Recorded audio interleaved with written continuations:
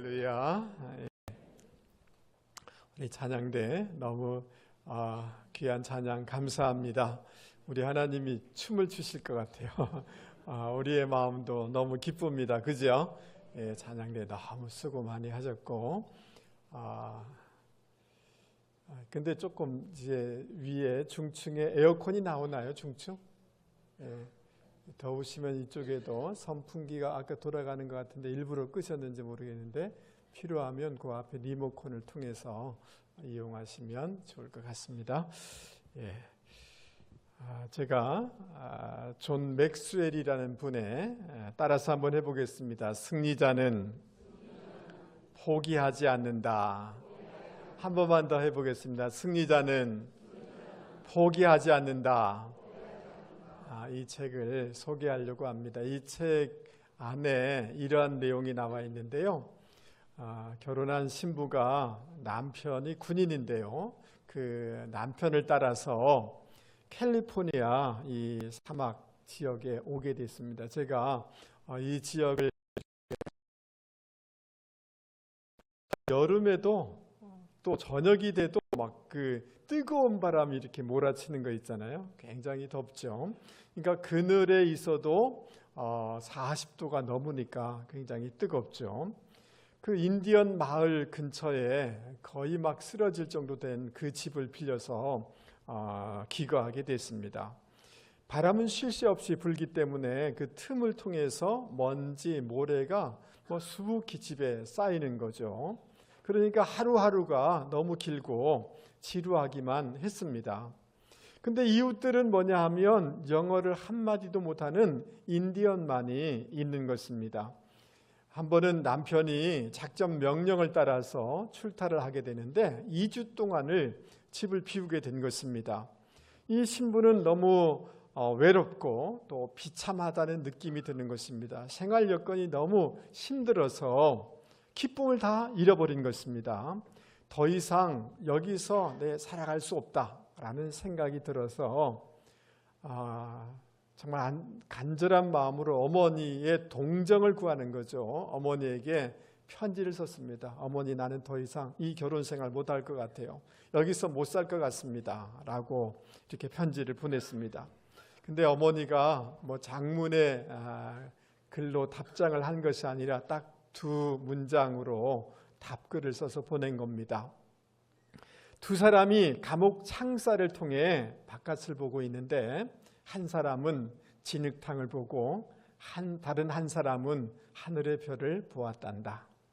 그게 답글이 편지예요. 이 어머니가 보낸 편지를 계속해서 읽어보고 생각을 하다가 마침내 굉장히 부끄럽다는 생각이 들었습니다.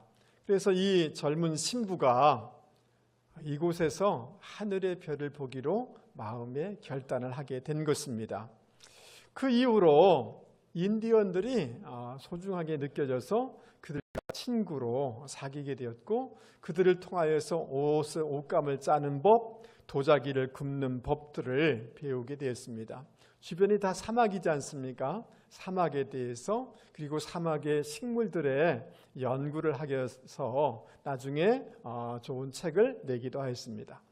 여러분, 사막에 있지만 행복한 삶을 누리게 되었다는 거예요. 무엇이 변했습니까? 사막은 변하지 않고 여전히 사막이었죠.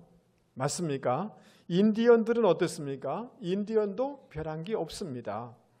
그러나 변한 것이 있다면 자신의 관점과 자신의 태도가 바뀐 거죠. 여러분, 어떤 어려운 상황 가운데서도 우리의 관점과 태도를 바꾸게 되어지면 이러한 승리를 경험하게 되는 줄 믿을 수 있기를 바랍니다. 우리의 삶의 자리가 이 사막과 같고 전쟁터와 같은데 우리가 어떠한 관점과 어떠한 태도를 가지냐에 따라서 승리하는 사람이 있을 수 있고 패배하는 사람이 있을 수가 있다는 것을 여러분 꼭 기억하실 수 있기 바랍니다. 그래서 오늘 성경은 우리에게 우리가 가져야 될 관점과 태도에 대해서 말씀해 주고 있습니다. 그것을 우리가 같이 생각해 보기를 원하는 것입니다. 여러분 사무엘상 17장 1절 말씀을 보십시오. 블레셋 군대가 유다의 내부까지 들어오게 된 것입니다.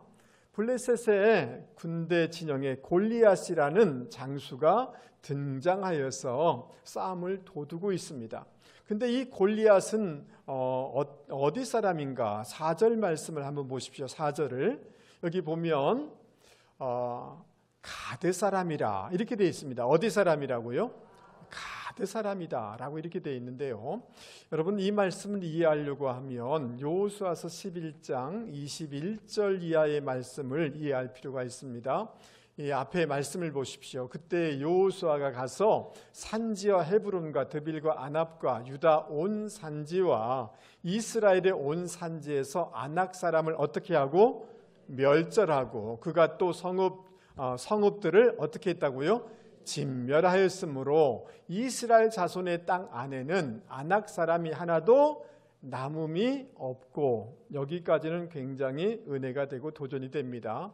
근데 이상한 구절이 붙어 있어요. 가사와 그다음 뭐예요?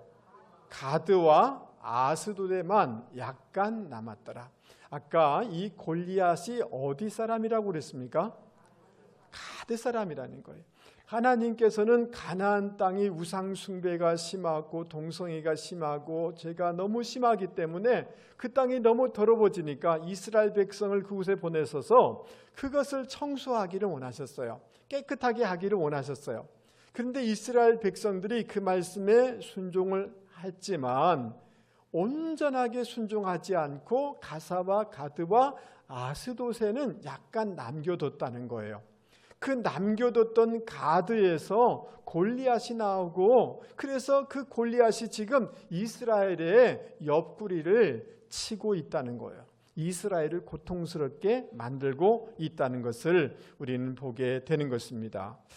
여러분, 그러므로 오늘 이 말씀을 통해서 우리가 깨달을 수가 있는 것은 우리가 우리의 삶의 영역에서 또 전쟁과 같은 이러한 곳에서 중요한 것이 있는데, 그것은 뭐냐면 온전한 순종을 할 때 우리의 삶의 기적과 은혜와 승리를 경험할 수 있다는 것을 여러분 기억하실 수 있기를 바랍니다. 여러분, 이스라엘 백성이 하나님의 말씀에 온전히 순종하여 여리고성을 침묵으로 온전히 돌 때 그들은 난공불락의 성을 정복할 수가 있었어요. 그러나 그보다 약하고 작은 성, 아이성이었지만 이스라엘 백성이 순종은 했어요. 그러나 온전하게 순종하지 아니할 때 그곳에서 대패를 하고 많은 병사들의 생명을 잃게 되는 것을 우리는 보게 되는 것입니다. 여러분, 여기 보면 블레셋 군대가 진격하여서 유다 땅 소고와 아세가 사이 에베스 담밈이라는 곳에 진을 쳤다라고 이렇게 얘기하고 있는데요. 거기가 어디냐면 엘라 골짜기다라고 저 가운데 나와 있는데요. 여러분 저 지도를 한번 보십시오. 이 엘라 골짜기를 중심으로 해서 블레셋 진영과 이스라엘 진영이 각 산 위에 진을 치고 있는 것을 볼 수가 있습니다. 여기 에베스 담밈이라는 뜻은 무슨 말이냐 하면 피해 지역이라는 거예요. 그곳에 전쟁이 많았기 때문에, 그리고 많은 병사들이 죽었기 때문에 그 지역을 피해 지역이다라고 이름을 명한 것을 우리는 볼 수가 있습니다. 이들이 이렇게 공격해서 들어오니까 이스라엘 백성들도 긴장된 모습으로 엘라 골짜기에 진을 치고 전열을 가다듬었다라고 말씀하고 있습니다. 여러분, 이 전쟁은 단지 두 민족 간의 전쟁이 아니에요. 블레셋 사람들은 이 하나님의 백성들을 영원히 식민지를 삼기 위하여서 이 전쟁을 벌인 것입니다. 하나님을 대적하는 이런 전쟁을 벌인 것입니다. 그렇기 때문에 이것은 영적인 전쟁이다라고 얘기할 수가 있는 것입니다. 여러분, 우리의 삶에도 영적인 전쟁이 벌어지고 있다는 것을 여러분 인식할 수 있는 분들이 되기를 바랍니다. 할렐루야. 여러분, 우리가 그냥 살아가는 것처럼 이 블레셋처럼 어둠의 세력, 마귀의 세력들이 우리를 공격하여서 우리의 마음, 내면 안에 들어올 때가 있단 말이죠. 여러분, 지금 우리나라에 간첩이 있을까요? 7, 80년도 아닌데 어디 간첩이 있어요? 그렇지 않습니다. 간첩이 많이 있습니다. 이것을 인지할 때 이 전쟁에서 승리할 수 있는 것처럼 우리가 살아갈 때 이 물리적인 세계만 있는 것이 아니라 영적인 영역이 있고 영적인 어둠이 세력이 있다는 것을 인지할 때 이 전쟁의 출발점이 바로 될 수 있다라고 얘기할 수가 있습니다. 요한복음 10장 10절에는 이렇게 말씀하고 있는데요. 우리 같이 한번 읽어보도록 하겠습니다. 시작. 도둑이 오는 것은 도둑질하고 죽이고 멸망시키려는 것뿐이요. 그러니까 어둠의 세력, 마귀, 귀신, 무당 이런 것들의 궁극적인 목적은 우리를 멸망시키기 위한 것이라는 것을 여러분 잊지 마실 수 있기 바랍니다. 하나님이 우리에게 많은 은혜와 복을 주셨는데 우리가 이 가나안의 축복을 누리기를 원하는데 블레셋의 그 가나안을 뺏어가려고 하는 것처럼 이 어둠의 세력은 우리가 누려야 될 그 축복과 은혜를 빼앗으려고 한단 말이죠. 그래서 이것이 영적인 전쟁이다라고 얘기할 수가 있는 것입니다. 여러분, 우리가 지금 대면하고 있는 문제를 단순하게 물리적으로만 해석할 것이 아닙니다. 그리고 여러분, 가정 안에서나 그리고 직장 안에서 또는 교회 안에서 우리가 참 불편한 사람이 있을 수가 있죠. 갑자기 싸늘해집니까? 네. 남편이 굉장히 원수처럼 보일 때가 있었나요? 대답해 보세요. 있었죠? 예, 그런데 우리의 원수는 남편이 아니고 사람이 아니고 그 뒤에서 충동질하는 어둠의 세력이라는 것을 분별하실 수 있기 바랍니다. 그래서 사람과 싸울 것이 아니라 그 뒤에 있는 어둠의 세력, 그 영을 분별하여서 싸울 때 진정한 승리가 있게 된다는 것을 여러분 기억하셔야만 되는 것입니다. 여러분, 내가 누군가를 미워할 수 있나요? 미워할 수 있죠. 사람인데. 근데 그 미움이 하루를 넘고 한 달이 넘고 계속 지속되고 있다면 그 미움이라는 것을 통하여서 사단이 계속하여서 나의 감정과 생각을 지배하고 있다라고 분별하셔야 돼요. 여러분 이해되십니까? 예, 사단이 계속해서 그 미움의 마음을 집어넣고 있기 때문에 그것이 계속 지속되고 있다는 거예요. 이게 분별되는 분들이 되기를 바랍니다. 그러나 이런 마귀와 어둠의 세력이 있지만 마태복음 16장에 보면 음부의 권세가 교회를 이기지 못한다고 그랬어요. 그러니까 그 어떠한 세력이 있다 할지라도 그것은 한계가 있는 존재고, 그래서 언제든지 우리는 이 세력을 이길 수 있다라는 확신을 가지고 살아가는 분들이 되기를 주님의 이름으로 권면을 드립니다. 그리고 특별히 요한복음 13장에 보면 그 사단이 가룟 유다에게 예수를 팔려는 생각을 넣었다고 그랬어요. 뭘 넣었다고요? 생각을 넣었어요. 생각이 이게 지나가자 그 가룟 유다가 그것을 그냥 방치했어요. 그래서 수용하자 그 마음 가운데 진을 치고 결국은 예수를 팔게 되는 거예요. 그러니까 여러분, 사단은 계속하여서 우리 마음 가운데에 미운 생각, 악한 생각, 더러운 생각, 절망스러운 생각, 열등감, 죄책감 이런 생각을 막 넣는 거예요. 그런데 우리 머리 위에 새가 지나갈 수는 있지만 이 머리에 새가 둥지치도록 해서는 되어 안 돼요. 우리 옆에 사람 머리를 한번 보세요. 혹시 둥지가 있는지. 머리 만져보세요. 있는가 없는가. 다 손들어서 만져보세요. 둥지가 있어요? 없어요? 그렇지가 않습니다. 여러분이 못 봐서 그래요. 사단이 어떤 생각을 이렇게 줬는데 그것을 밀쳐내지가 않으니까 영적으로 여러분 진지를 치고 있고 둥지를 치고 있는 것들이 우리 안에, 우리 마음 가운데 많이 있는 거예요. 이것을 분별하여서 이겨낼 수 있는 분들이 되기를 주님의 이름으로 권면을 드립니다. 그것이 생각이 우리 마음속에 들어오는 거죠. 그래서 어떻게 해야 되느냐 하면 No! 이렇게 해야 되는 거예요. 그 생각이 들어올 때 어떻게 해야 된다고요? No. 그렇게 하면 사단이 도망가겠어요? No! 시작! 네, 그러니까 예수 믿는 사람들이 참 착해요. 그러니까 뭐든지 참 잘 봐주려고 해요. 근데 봐줄 사람이 있고 사단과 사단의 생각에 대해서는 어떻게 해야 된다고요? No! 안 돼! 그것을 거부해야 되는 거예요. 아멘. 그 생각이 딱 들어오는데 안 돼! No! 이렇게 외쳐야 되는 것입니다. 할렐루야. 그리고 오히려 사랑하려는 마음, 용서하려는 마음, 이런 마음 가지려고 애를 써야 돼요. 아멘. 안 그러면 계속해서 내가 내 감정을 지배하는 것처럼 보이지만 그렇지가 않습니다. 사단이, 어둠의 영이 나를 지배하고 있는 거예요. 집안에 여러분 음식물 더러운 것을 그냥 막 방치해 보세요. 그러면 바퀴벌레가 당연히 나타나서 집안이 냄새나고 더러워지겠죠. 맞아요? 내 안에 안 좋은 것, 부정적인 것, 이런 미움의 마음, 낙심의 마음, 시기의 마음, 이것을 그냥 놔두면 사단은 그것을 먹고 자라는 세력이란 말이죠. 이해되세요? 그것을 빨리 냄새나는 음식을 버려야 되는 것처럼 이 부정적인 생각들이 우리 안을 지배하려고 할 때 빨리 거부해야 되겠고 예수 이름으로 빨리 청소해야 되겠고 이럴 때 영적인 전쟁에서 승리하게 된다는 것을 여러분 믿을 수 있기를 바랍니다.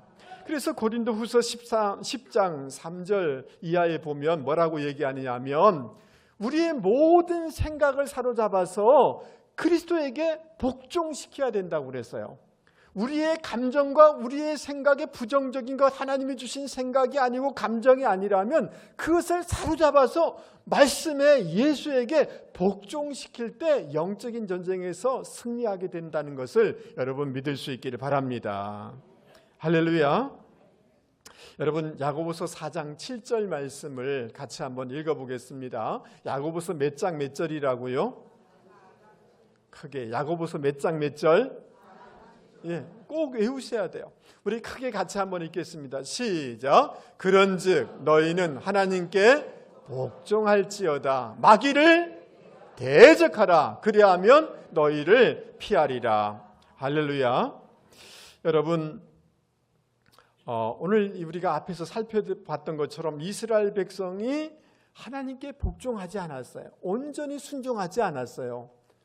그러면 안 돼요. 영적인 전쟁의 가장 첫 번째 전략은 뭐냐 하면 하나님의 말씀에 온전히 순종할 때 승리와 기적과 놀라운 축복을 경험하게 되는 줄 믿을 수 있기 바랍니다. 두 번째는 뭐냐 하면 이 악한 영들에 대해서 마귀를 뭐 하라고요? 대적하라. 뭐 하라고요? 대적할 수 있는 저와 여러분이 되기를 바랍니다. 그 레지스탕트 이런 말을 쓰잖아요. 끝까지 이스라엘 백성이 블레셋이 들어왔을 때 전열을 가다듬고 맞대항했던 것처럼 대적해야 된다는 거예요. 아멘. 끝까지 버텨야 된다는 거예요. 여러분 저희 아버님이 돌아가시면서 저희 가족이 다 예수를 믿고 저희 작은 아버지 집도 다 예수를 믿어요. 근데 제주도에는 고씨, 양씨, 부씨가 많거든요. 저희 마을에 고씨 집안, 마을이 다 이 고씨 집안이잖아요. 근데 예수를 믿는다는 게 결코 쉬운 게 아니에요. 근데 사람들이 어디 아프면 점장이 무당한테 가면 우리 집이 예수를 믿어서 자기 아들이 아프다고 그러고 누가 좀 안 되면 가서 점집에 가서 하면 우리 집이 예수 믿어서 그렇다는 거예요. 떨어졌다는 거예요. 그러니까 우리 어머니가 예수를 믿는데 너무 힘드신 거예요. 이해되시죠? 계속해서 이런 식으로 이렇게 핍박을 하고 어렵게 하는 거예요. 여러분 제가 목사 안수를 이렇게 받으려고 하는데 여러 가지 어려움이 있었어요. 그런데 저희 고모님이 계신데 그 중에 한 분이 제주도에서 도교를 믿는 분들이 있어요. 큰 우리식으로 하면 집단이죠. 그런 절 비슷한 것을 있는데 거기 최고의 지도자예요. 어떠냐 하면 새벽 4시에 겨울에도 일어나서 냉수로 자기 목욕 개제를 하고 돌을 닦고 그러는 사람이에요. 그게 엄청난 사람이겠죠. 뭐 엄청난 사람이 모이고 막 그런 사람이단 말이죠. 근데 목사 안수를 받으려고 하니까 저도 막 영적인 침체에 빠지고 우리 아내도 아프고 아이들도 아프고 그래서 이게 뭐지? 라고 기도하는데 하나님께서 영적인 공격이다, 영적인 전쟁이다 라는 것을 알게 해주셨어요. 근데 뭐 꿈인지 환상인지 그를 분별하게 해주셨어요. 그래서 기도해 나가는데 굉장히 힘들잖아요. 막 힘들었는데 근데 하나님께서 어떤 마음을 주시느냐 하면 너 힘들지? 그런데 너만 힘든 게 아니야. 생각해봐. 너희 집 다 예수 믿고 너희 작은 아버지 집 다 예수 믿고 그 중에 네가 목사가 되려고 하는데 저 세력들이 얼마나 힘들면 너를 지금 공격하려고 하고 있냐 라고 이렇게 깨닫게 해주시는 거예요. 이해되세요? 아 그렇구나. 이거를 잘 대항해야 되겠구나. 견뎌야 되겠구나 라고 해서 믿음으로 기도하면서 견디는데 여러분 피하지 아니하고 내가 그렇게 했어요. 네가 나를 힘들려고 하지. 그러나 내보다 너가 더 힘든 것 같은데 그렇다고 해서 내가 목사 안수를 안 받을 거 아니야. 그렇다고 해서 내가 신앙을 포기할 것 아니야. 나 예배 포기하지 않을 거야 라고 해서 그 목사 안수를 받자마자 모든 것들이 어둠이 다 떠나가고 치유의 역사가 일어나게 되는 것을 보았어요. 할렐루야. 그러므로 여러분 오늘 이 말씀에 하나님께는 순종하고 복종하고 마귀에 대해서는 어떻게 해야 되는 거예요? 대항해야 되는 거예요. 근데 내게는 힘이 없어요. 그런데 여러분 골로새서 2장 15절 말씀에는 이렇게 말씀하고 있어요. 골로새서 2장 15절 앞에 보세요. 또한 십자가로 권세들과 권력들과 권세들, 이게 마귀의 세력을 얘기합니다. 권력들과 권세들을 어떻게 한다고요? 무장해제시켜버리고 구경거리로 만드는 예수의 십자가, 예수의 이름, 예수의 보혈이 그 마귀와 어둠의 세력들을 무장해제시키는 권세가 있다는 거예요.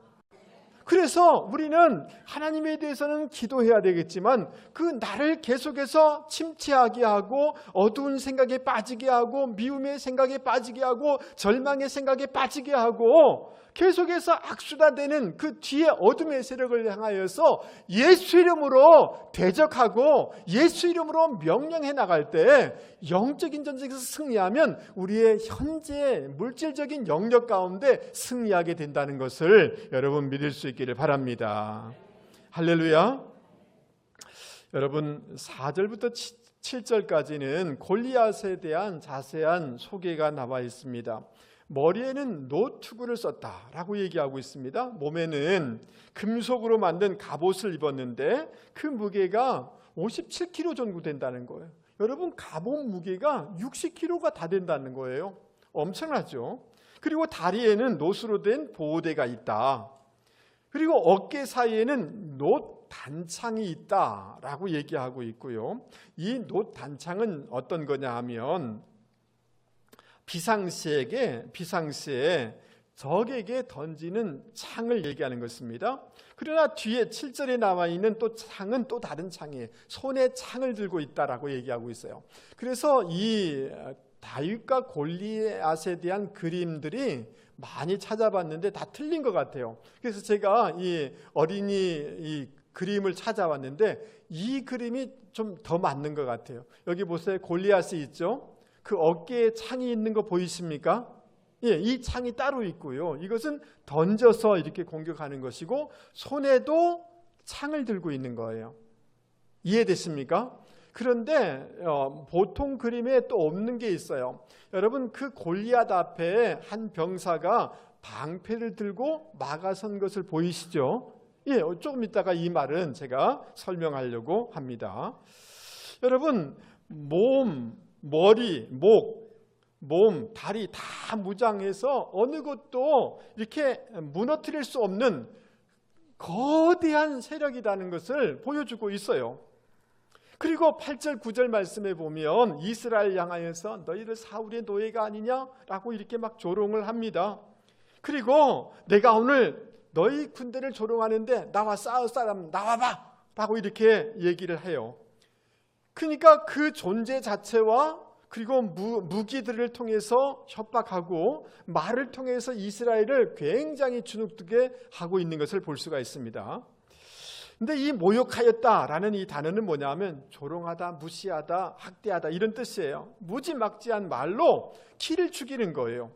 그래서 11절 말씀이 굉장히 중요한데요. 여러분 이 앞을 보세요. 제가 다른 성경을 가져왔는데요. 우리 같이 한번 읽어보겠습니다. 시작. 이 블레셋 사람의 말을 듣고 사울과 온 이스라엘 사람들은 기가 죽어 두려움에 떨었다.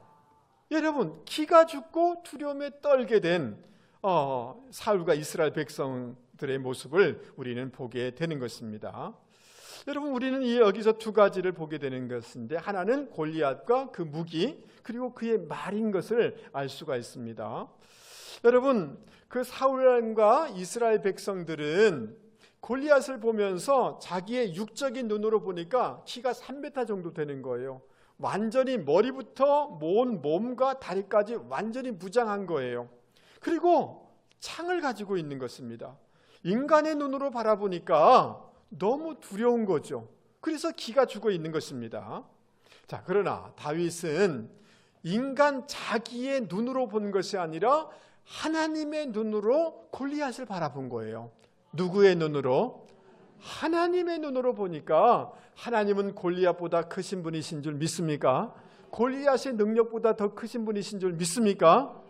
여러분 어떻게 하나님의 눈으로 볼 수가 있느냐 하면 예수를 믿으면 예수님이 우리 안에 들어오셔요. 예수를 믿으면 능력이 많으신 성령님이 우리 안에 오시게 되어져요. 예수를 믿으면 우리가 하나님의 자녀가 되고 하나님의 자녀의 권세를 가지게 되는 것입니다.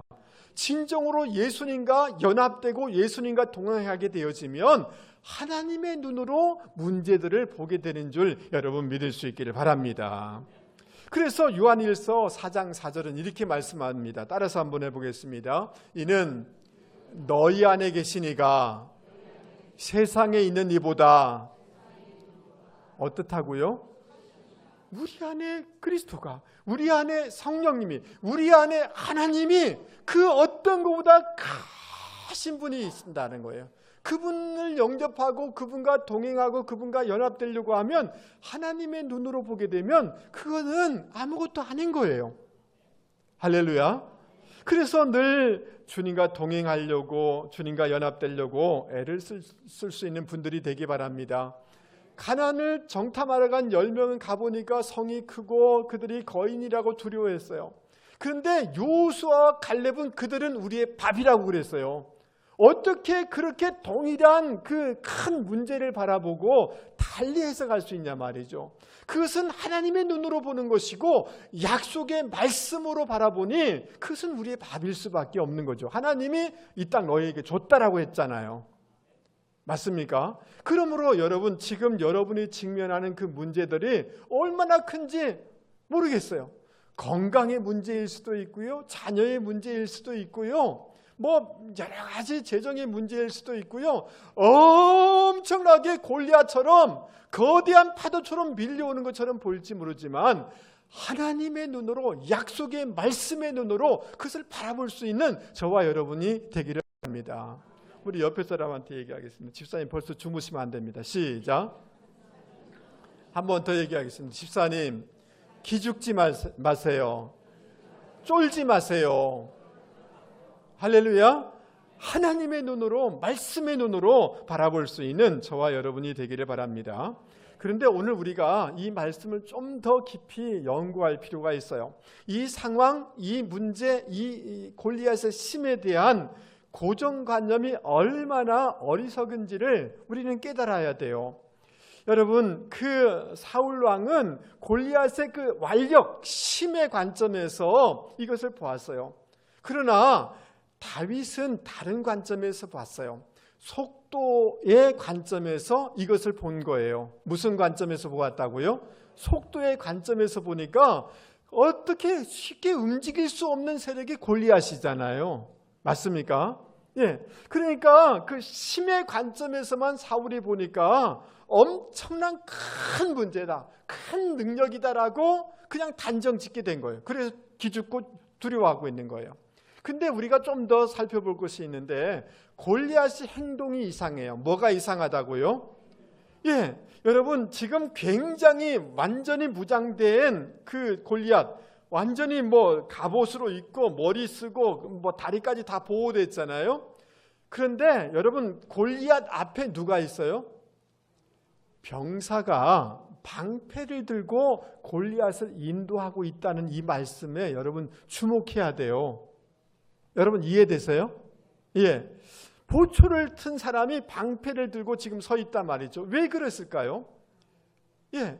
여러분 고대 전투에서는 주로 궁수와 함께 그 활 쏘는 사람 있잖아요. 이런 방패 든 사람이 있을 수 있지만 이렇게 무장된 사람에게는 그럴 필요가 없는 거죠. 그 다음 다윗에게 내게로 오라고 그래요. 뭐라고 한다고요? 내게로 오라는 거예요. 그 말은 다른 말로 골리앗이 움직이기가 굉장히 힘들다는 말이에요.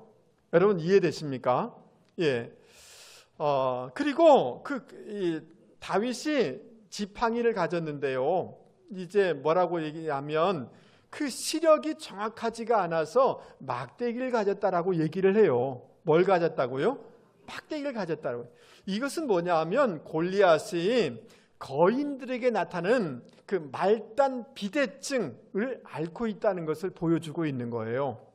이해되십니까? 이 병이 앓게 되어지면 뇌와 수초, 종양이 이 시신경을 눌러가지고 시선이 이중으로 보이는 거예요. 정확하게 볼 수가 없는 거예요.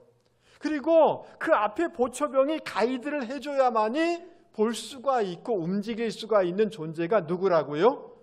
골리앗이에요. 그러니까 그 밑에 자기가 막 가가지고 싸울 수가 없는 거예요. 다윗이 네가 나한테 와라 이렇게 얘기하고 있는 거예요. 여러분 이해되십니까? 예. 그러니까 지금 우리 눈에는 이게 엄청나다. 야, 이거 어떻게 되지? 내 살 수 있을까? 우리 회사 어떻게 될까? 우리 자녀 어떻게 될까? 우리 남편 어떻게 될까? 이 내 고정관념이 이걸 두렵게 만들고 있는 거예요. 정확히 바라보니까 약점이 있더라는 거예요. 완벽하지 않다라는 거예요. 하나님의 눈으로 바라보면 그건 아무것도 아니라는 거예요. 여러분 고정관념을 뛰어넘어서 하나님의 눈으로 관점으로 보려고 애를 쓸 수 있는 저와 여러분이 되기를 바랍니다. 골리앗이란 말은 뭐냐 하면 끝났다는 말이에요. 방랑자가 된다는 말이에요. 그러니까 골리앗 이름 자체가 그의 인생의 끝을 보여주고 있단 말이죠. 우리 눈에는 거대해 보이지만 끝난 존재라는 거죠. 할렐루야. 그러므로 사랑하는 성도 여러분, 우리가 지금 누구든지 어려운 문제를 당면하고 있죠. 그러나 여러분이 큰 어려움들이 많이 있었지만 그래도 그것을 다 넘어서 지금까지 오신 거잖아요. 맞아요? 그러면 지금 여러분 앞에 있는 이것이 골리앗처럼 느껴진다고 해서 두려워하지는 말라는 거예요. 그것이 완벽하게 나를 제압할 수 있는 게 아니라 그 안에 엄청난 약점이 있다는 거죠. 하나님의 눈으로 바라보면 그것은 얼마든지 이길 수 있는, 극복할 수 있는 문제라는 거죠. 할렐루야. 여러분, 그런데 이 골리앗이 계속해서 정죄합니다. 무기력하게 만드는 것입니다. 과장해서 막 이렇게 얘기하는 거죠. 이럴 때 그 말로 인해서 우리가 많이 낙심하고 절망할 때가 많잖아요. 사실은 말 때문에 낙심할 때가 많아요. 뭐 때문에요? 말 때문에 그래요. 근데 히스기야도 동일한 처지 가운데 있었어요. 예루살렘까지 아수르 사네립 또 랍사게가 와가지고 막 이 유창한 히브리어로 너희들 아무것도 아니다. 너희의 왕이 너희를 구원해주지 않을 거다. 이제 곧 망할 거다. 막 얘기를 해요. 그때 히스기야가 백성들에게 뭐라고 얘기하냐면 침묵해라. 뭐라고 얘기했다고요? 감정적으로 반응하지 마라. 여러분, 어떤 말을 듣고 어떤 문제가 있을 때 감정적으로 반응하기보다 침묵에 힘이 있는 줄 여러분 믿을 수 있게 바랍니다. 아멘. 예, 침묵으로 여리고성을 무너뜨렸잖아요. 맞아요? 예, 침묵으로 예수님이 그 군중들을, 그 화난 사람들을 제압했잖아요. 그러니까 여러분, 침묵이 힘이 있다는 것을 믿을 수 있게 바랍니다. 그리고 백성들에게 진정시키고 하나님의 전에 들어가서 간절히 기도해요. 뭐 했다고요? 기도해요. 기도로 하나님께 이 상황 이렇습니다, 이런 편지 왔습니다 라고 할 때 하나님께 기도를 올려들 때 그 문제는 나의 문제일 뿐만 아니라 하나님의 문제가 되는 줄 여러분 믿을 수 있기 바랍니다. 하나님이 그것을 들으셔서 천사를 보내셔서 18만 5천을 다 죽여버린 거예요. 그러므로 여러분, 어떤 말로 힘들고 막 밤잠을 못 자고 이렇게 할 때마다 여러분 침묵하세요. 아멘 하시죠. 그리고 그것을 하나님께 기도로 올려드리세요. 하나님, 내 마음이 힘들어요. 그것을 계속해서 하나님 앞에 올려드릴 때 하나님이 일하셔서 우리와 하여금 승리하게 하는 줄 여러분 믿을 수 있기를 바랍니다. 할렐루야. 여러분, 12절 말씀 보면 다윗은 8번째 아들이라고 얘기하고 있고요. 여러분, 그리고 14절 말씀을 보세요. 다윗은, 따랐어요. 다윗은 말제라. 뭐라고요? 8번째 말제라 라고 이렇게 얘기하는데 단순하게 그 막내라는 뜻이 아니에요. 이 말제라는 말은 어리다는 거예요. 하찮다는 거예요. 중요하지 않다는 거예요. 무가치하다는 단어예요. 그런 뜻을 담고 있는 거예요. 다윗 하찮은 존재야, 뭐 별로 중요하지 않아 라고 이렇게 얘기합니다. 여러분, 15절 말씀에 보면 다윗은 그냥 목동이에요. 뭐라고요? 목동이에요. 그리고 17절 18절 말씀에 보면 아버지가 심부름 시켜요. 심부름. 그러니까 심부름꾼이에요. 다윗은 뭐라고요? 그 아버지 눈으로 볼 때는 전쟁에 나갈 수도 없는 존재고 심부름꾼이에요. 저를 한 번만 보세요. 그런데 심부름 시키면서 뭐라고 하냐면 가서 사인 받고 와 이렇게 해요. 너 엉뚱한 데 안 가고 사고 치지 말고 너 확실히 형한테 갖다 준 거 사인 받고 와 이렇게 얘기를 해요. 그러니까 믿지 못하는 존재라는 거예요. 여러분, 아버지도 집안의 그 형들도 다윗을 어떻게 얘기하냐면 너 하찮은 존재야, 너 심부름이야, 너 별것 아니야 라고 이렇게 평가하고 있다는 거예요. 그런데 여러분, 그 하나님은 이 다윗을 이스라엘을 구원하는 구원의 통로로 하나님의 대행자로 쓰시기로 선택하셨어요. 아멘. 그래서 이 다윗을 통해서 예수님이 오신 거잖아요. 그리고 또 중요한 것이 있어요. 16장에 보면 하나님이 그 다윗에게 사무엘 선지자를 통해서 머리에 기름을 부으셨어요. 뭘 부었다고요? 기름을 부을 때 성령이 그 가운데 임하고 동행하신 거예요. 그러니까 어려움이 있을 때마다, 별일이 다 있을 때마다 그 성령의 능력으로 다윗은 모든 것을 극복해낼 수가 있었어요. 제가 말씀을 마치려고 해요. 저를 보세요. 나를 우습게 여기지 마세요. 그 말은 저를 우습게 여기지 말라는 말이 아니라 여러분 스스로를 우습게 여기지 마세요. 그리고 여러분의 자녀를 우습게 여기지 마세요. 평가절하하지 마세요. 여러분, 지금 무슨 말이냐 하면 우리 아이가 누구보다 서울대 못 갈 수도 있어요. 누구보다 똑똑하지 못할 수도 있어요. 건강하지 못할 수도 있어요. 그런데 하나님이 우리 아이를 하나님의 구원의 통로로 선택했다면 그것은 차원이 달라지는 겁니다. 할렐루야. 여러분, 배경이 없고 가진 것이 없고 그럴지 몰라도 성령님이 그에게 기름 부어줄 때 그것은 달라지는 겁니다. 그러므로 오늘 우리 자신과 우리 남편과 우리 자녀들 바라볼 때 우리가 가져야 될 자아상이 있는데 그것은 내가 육적인 어떤 것을 가져서 내가 배우지 못해서 가진 건 없어, 그것으로 나를 평가해서는 안 된다는 거예요. 하나님이 나를 선택했다는 것과 성령님이 나를 능력 주신다는 그 관점 안에서 나를 자아상을 가지고 바라보실 수 있는 분들이 되기를 바랍니다. 여러분, 저는 우리 청년들 가운데 정말 유명한 셰프도 나오고 유명한 사업가도 나오고 별의별 사람들이 다 나오기를 주님의 이름으로 축복합니다. 여러분, 우리 자녀들 공부 잘하는 사람은 공부 잘하는 대로 갈 거예요. 뭐 잘해봐야 공무원일 거예요. 미안합니다, 공무원들한테. 근데요, 공무원은 돈 많이 못 벌어요. 솔직히 말해서. 그렇지 않나요? 근데요, 좀 공부 못한다 할지라도요, 여러분, 사업가가 돼서 엄청난 일을 할 수가 있는 겁니다. 그러니까 여러분, 우리 자녀들을 그냥 바라볼 때 관점을 좀 바꿀 수 있는 저와 여러분이 되기를 바랍니다. 저를 한 번만 보세요. 나를 우습게 여기지 마세요. 누구를요? 나를 우습게 여기지 마세요. 여러분은 하나님이 택하신 백성이고 성령의 기름 부어주시면 놀라운 일을 지금도 감당할 수 있는 분이신 줄 여러분 믿을 수 있기 바랍니다.